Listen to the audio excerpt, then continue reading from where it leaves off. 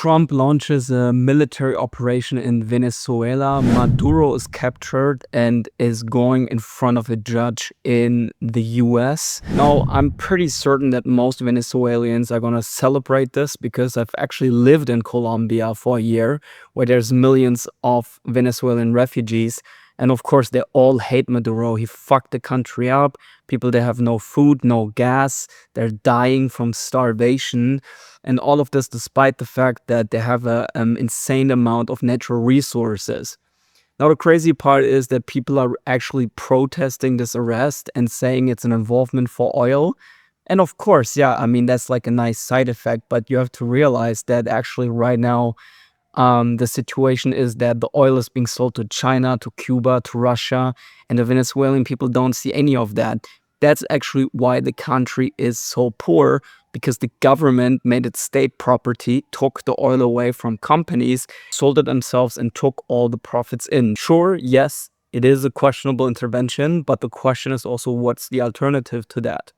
And not only does he stop there, no, Trump is threatening the Colombian president Petro as the next target. So that's actually very interesting now, because Colombia is a very different situation than Venezuela. Because a military operation in Venezuela is just like not even a question of debate. Maduro was a dickhead and he deserves to be held accountable for his criminal actions. Now with Petro, this guy is democratically elected.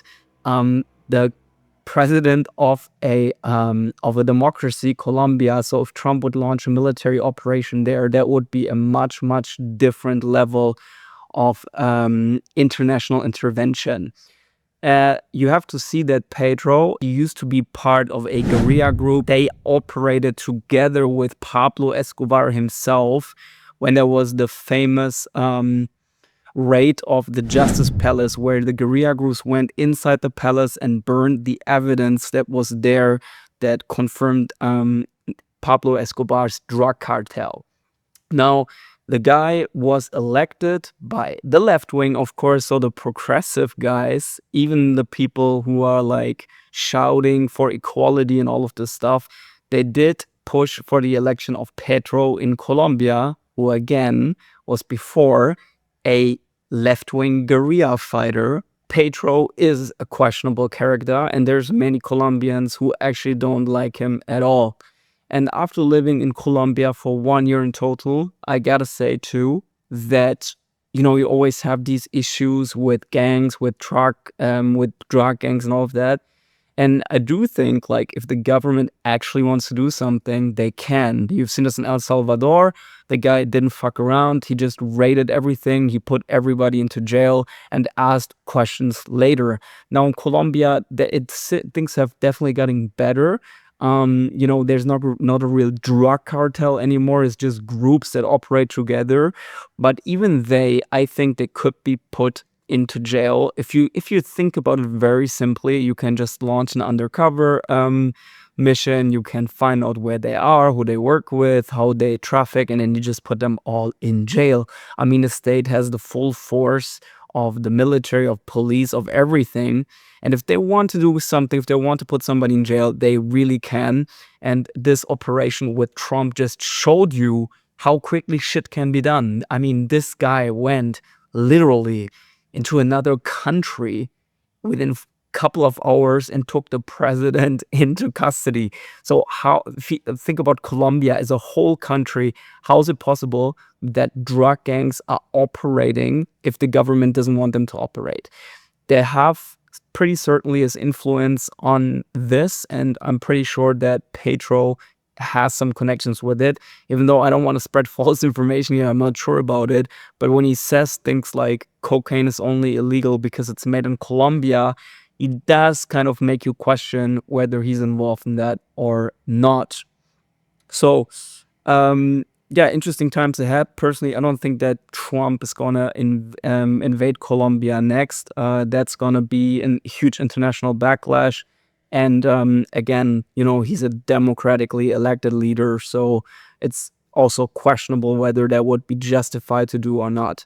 In Venezuela now, we'll see how things go. That's a very interesting situation. Venezuelan people are celebrating. Again, most Venezuelans, people that I know, are probably going to see this development positive. And yeah, I mean, I do have to say, because I plan to move back to Medellin soon, that of course I kind of put this in question, like, should I go there if I'm waiting for a US military invasion to happen? And on top of that, also in Colombia, if you're there, you can speak freely, but as soon as you touch the topic of these drug gangs, you will also be at risk and your safety. So it is really not nice to be in a country where you know that the powerful don't necessarily have your back, which was pretty certainly the case in Venezuela. Yeah, so the powerful actually turn against their own people, and kind of can be going that direction in Colombia too. You know, if the honest, good people are living under fear of doing the right thing, then you're in a really, really bad situation. And this is actually why I think Argentina is moving in a better direction now, with Milei, because he's also this type of guy who doesn't fuck around. He doubled down on zero tolerance policies.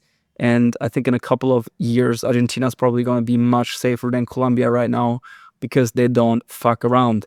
That being said, Colombia is probably a nicer country to live in than Argentina, because Argentina, right now at least, because Argentina has social unrest, hyperinflation, crazy bureaucracy and all that shit.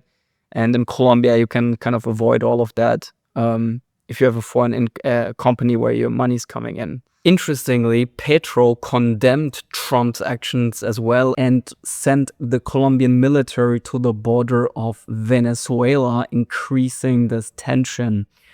For example, Milei supported Trump. Ecuador supported Trump.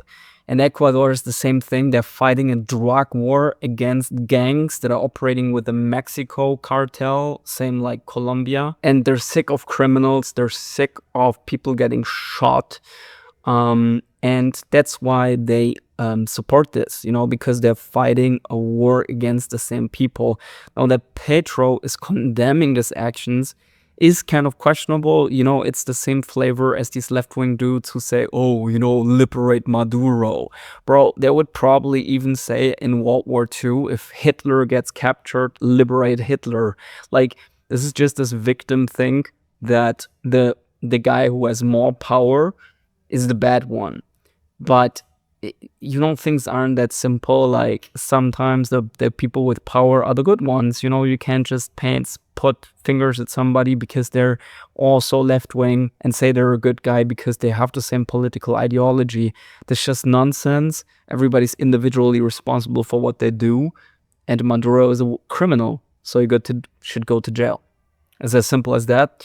And yeah, this is making me question whether I should move to Colombia. You know, if I live in a country where the guy is supporting narco terrorists indirectly, then that's a question whether that's like a safe environment to be in. So yeah, we'll see, guys. This is an interesting development.